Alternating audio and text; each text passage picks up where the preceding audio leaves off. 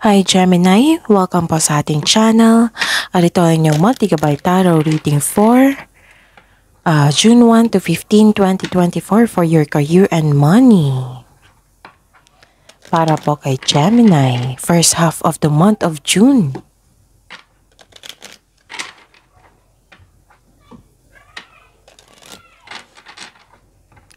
Please be reminded kung naka-resonate kayo, comment down. Kung hindi kayo naka-resonate, ibigay nyo po sa iba kasi channel reading po ito.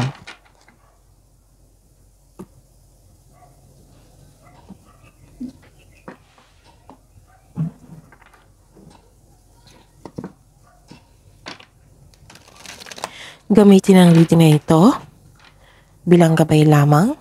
Please like, subscribe, and click the button for notification para updated po kayo sa daily tarot reading natin. Maraming salamat po.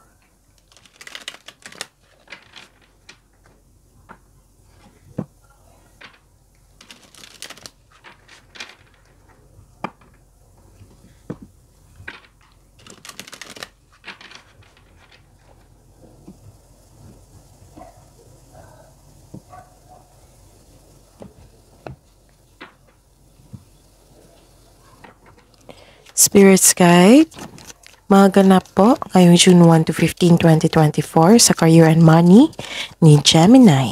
I need 3 cards po.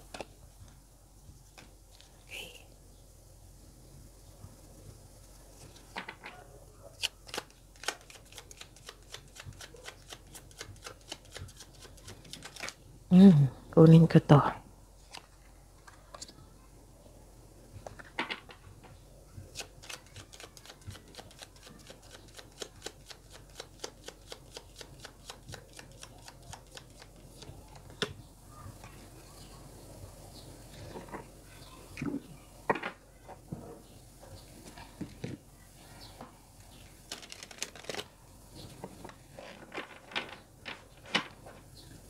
Spirits Guide, message niyo po sa career and money ni Gemini ngayong June 1 to 15, 2024.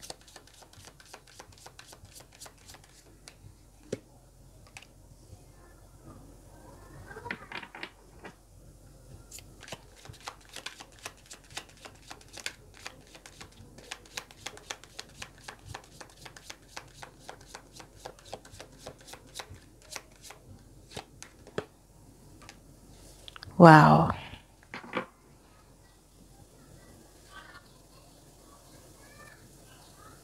Okay, Gemini, this is for your career and money ngayong June 1 to 15, 2024. May nakita ko ditong nag-self-study kayo.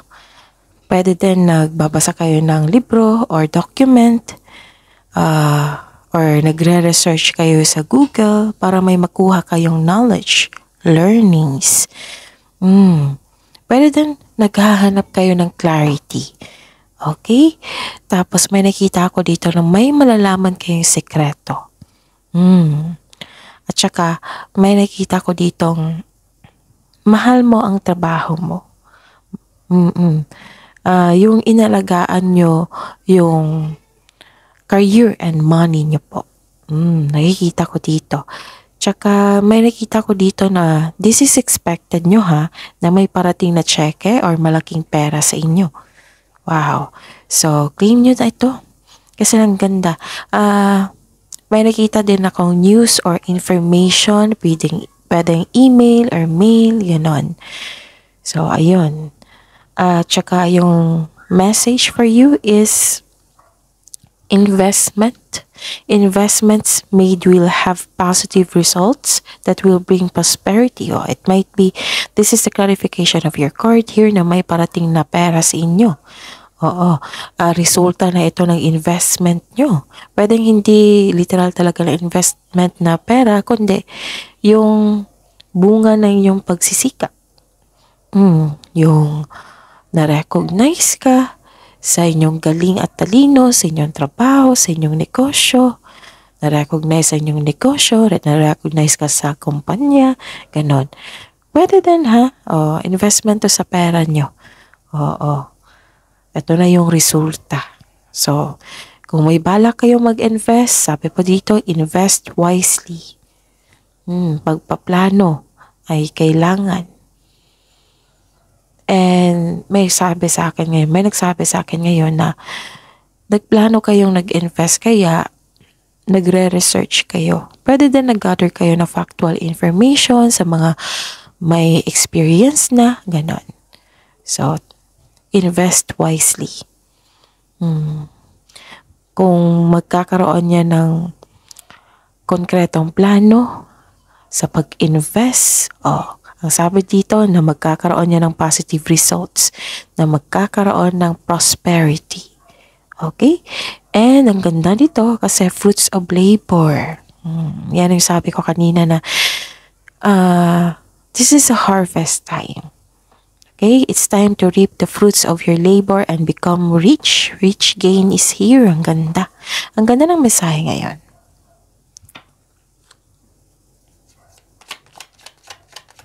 Spirits guide. Energy po ni Gemini ngayong June 1 to 15, 2024.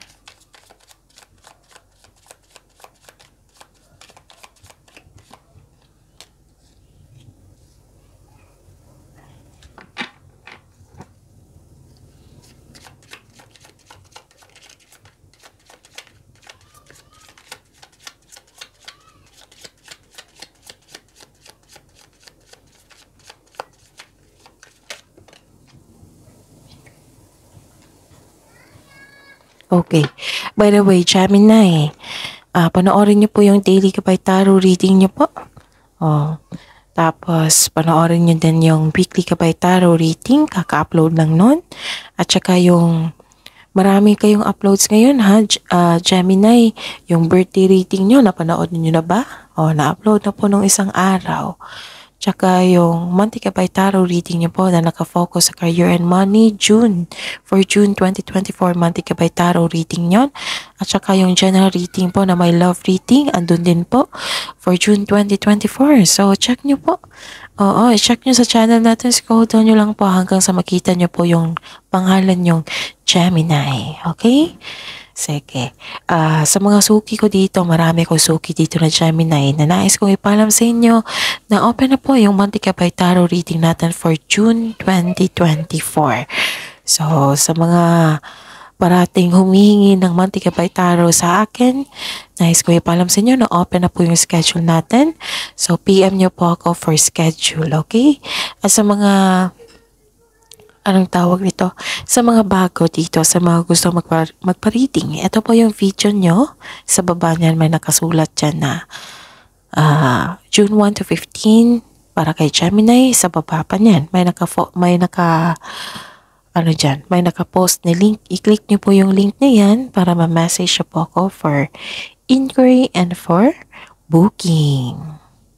Okay, ngayong June 1 to 15, 2024, para sa inyong career and money, may nakita ko dito na huwag niyong hayaan na maging mainit yung ulo niyo ha. Wala kayo sa mood dito. May araw na wala kayo sa mood. Siguro busy kayo. I see. Some of you mainit ang ulo kasi nagkaroon ng delay. Delay sa inantay na mensahe, delay sa inantay na travel, delays and misunderstanding are part of our life. Hindi ito ang sign na mag-give up ka. Nagkaroon ng self-doubt and hesitation dito. Or ilan sa inyo, pay attention ha, Gemini. May nakita ko ditong malulokong tao. It might be, sa career and money nyo to. So, mag-ingat po sa taong manloloko, okay? Kasi parang may kunin siya sa inyo na opportunity sa career nyo or ang inyong pera. Okay? Mag-ingat po, Gemini. Ano pa? Okay. I see. May nakita ko dito na nawalan kayo ng gana. Yung kawalang interes, pagwawalang kilos. Oo. kailangan mong kailangan maging willing kang mag-move on from the past para bumukas yung new doors for you. Yung, bakit ka bored? Kasi nakita ko naman dito na busy kayo. Okay. Some of you bored kayo ngayon sa trabaho or dismayado sa current position nyo. Gusto nyo mag-level up. Iniisip nyo, Gemini, na mas kaya ko pang mag-level up. Ganun. So, hindi ko kayo masisisi kasi kayo matalino kayo. So, ayun. So, this card tells you na kailangan labanan mo ang nararamdaman mo ngayon. Alalahanin mo yung inspiration mo para ma-motivate po kayo. Okay? Nagmuni-muni kayo dito, malalim ang iniisip, nire-restrict mo yung sarili mo, at nagkaroon ng kawalang interes, ganun. Pwede rin na may nag-alok sa inyo. Pwede rin na may nag-alok sa inyo na kailangan mong pag-isipan or kailangan may piliin kasi maraming opportunities to eh. Pero may opportunity na hindi nyo napansin na ha. So, check nyo. Kailangan ng time for reflection. Yun. Yung offer na binigay sa inyo, which is marami po. Kailangan yung pag-isipan ng mabuti at kailangan may piliin kayo. Yung the best, ika nga. Kasama na to sa strength nyo po. Gemini. So, I consider depende na to sa tao. I consider the perfectionist is a strength. Kasi hindi ko kayo masisisi na magiging perfectionist kasi matalino kayo. And you are very observer. Yes. Ayaw mo masaktan kaya naging wais ka. Nag-iisip ka kung paano maiwasan yung pagkakamali, yung trauma na hindi mangyari ulit. So, this is a very bright idea. For me pero ingatan nyo lang na kailangan balansehin ang inyong pag-iisip. Baka kasi, it will take, too long sa pag-iisip na magkakaroon siya ng over. Diba? Over is nakakasama na yan sa atin. Overthinking, overanalyzing. So, balansehin. Okay? Ang daming offer. Wow.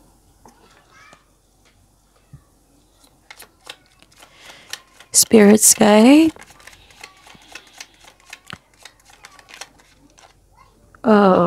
Blessings. Blessings po. Possible blessings na ma-receive ni Gemini sa career and money nila ngayong June 1 to 15, 2024.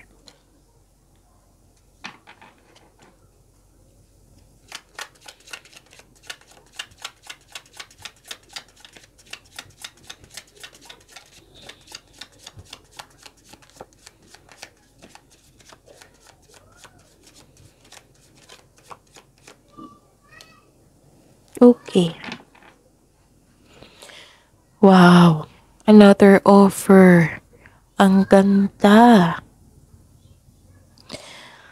Okay. Ano to yung lumabas ito sa sabi ko sa inyo kanina na mahal nyo ang trabaho nyo, mahal nyo ang career nyo at ang kaperahan nyo. It might be naka-align to sa inyong passion.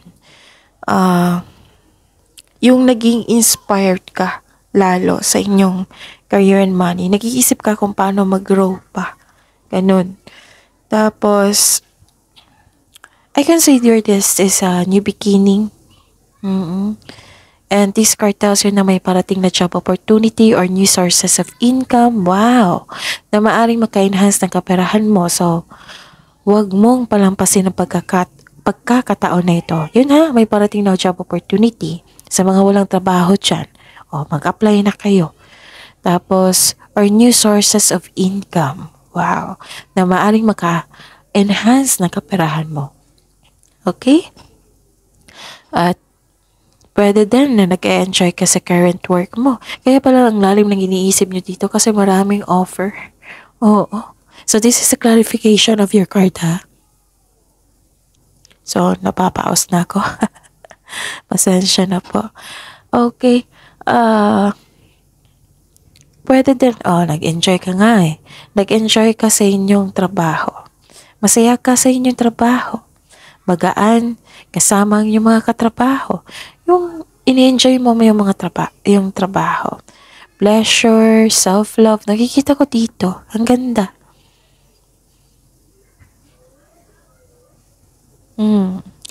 May parating po na offer sa inyo na tsak mamahalin nyo.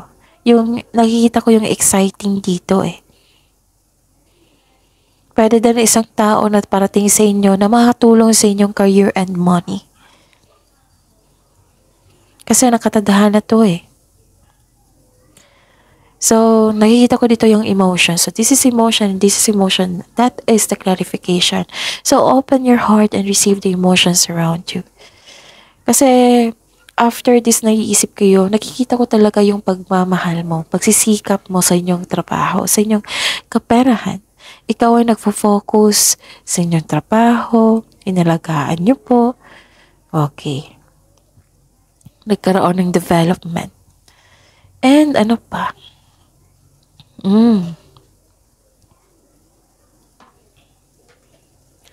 Ano ito?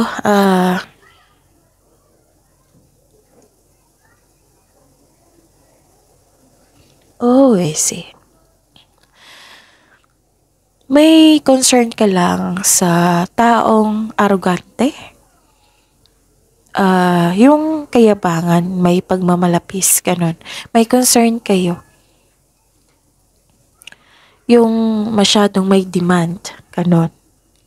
May concern kayo. Huwag niyong hayaan ha, kasi lumabas dito sa blessings eh. Huwag niyong hayaan na makuha niyo ang toxic traits niya.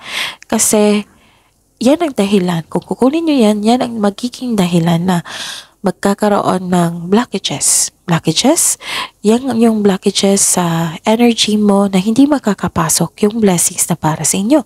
So, kailangan, kung nagkaroon kayo ng blockages, kailangan yung ma-overcome yan. Such as, for example, magkaroon ng positive affirmation. I am love, I am brave, I am matalino, may darating yung pera sa akin. Yung positivity. Okay? At please be reminded kasi may weakness kayo, like for example, magkakaroon ng self-pity, yung magsasalita na ng negativity kahit kasi pagod, ganun. Iwasan nyo yan kasi isa din yan sa dahilan na magkakaroon ng blockages. Hindi ka satisfied sa completion ng project mo dito. Oo. Kasi hindi ko kayo masisisi kasi marami kayong ideas na gustong i-apply dun sa inyong proyekto. Okay? So, ayun. This card also tells you na huwag masyadong gastahin kung anong mga biyayang natanggap mo. Like for example, pag-overspend sa inyong trabaho, pag-overspend sa isang material, naging materialism. So, ang sabi po ng card dito, yung dumating na blessing sa inyo, huwag nyo daw kalimutan na i-celebrate ito at i-acknowledge ang bigay ng universe sa inyo. And, gamitin nyo po for being sa pagkakaroon ng gratitude and generosity. Okay?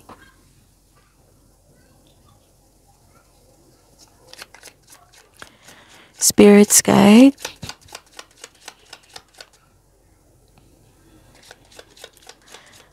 Challenges po ma-overcome ni Gemini ngayong June 1 to 15, 2024 sa career and money nila.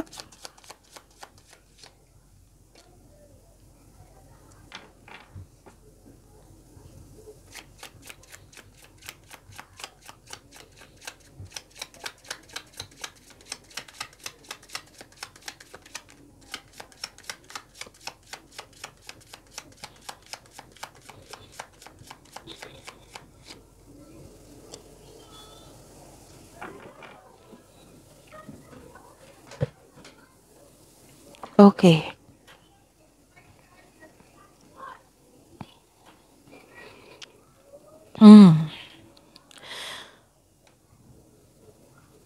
Kailangan yung habaan ng pasensya nyo. May quick action dito at movement kasi nga may dumating na opportunity. From here from here to here. Grabe. Oo, offer pa rin isa o maraming alok. Pwede din maraming ideas na darating sa inyo. That is a blessing ha. Ideas is also a blessing. Busy ka ngayon sa inyong trabaho? May parating na exciting new opportunities. Financial stability, nakikita ko rin dito. It might be nagkaroon na ng financial stability dito kasi may resulta ko nakikita dito at dito. And pwede din itong opportunity na ito ay makapagbigay sa inyo ng financial stability. So nagkaroon ng abundance sa kaperahan mo ngayon. Kung may narinig kayong ingay ng mga bata, so pasensya na po kasi bakasyon ngayon eh. So hayaan natin sila kasi positive energy yan. Okay? Ayun. So, that is your reading, Gemini. That is your reading, Gemini, for your career and money ngayong June 1 to 15, 2024. Panoorin niyo po yung ibang video niyo, ha? Please like, subscribe, and click bell button for notification para updated po kayo sa daily tarot reading natin. Maraming salamat po.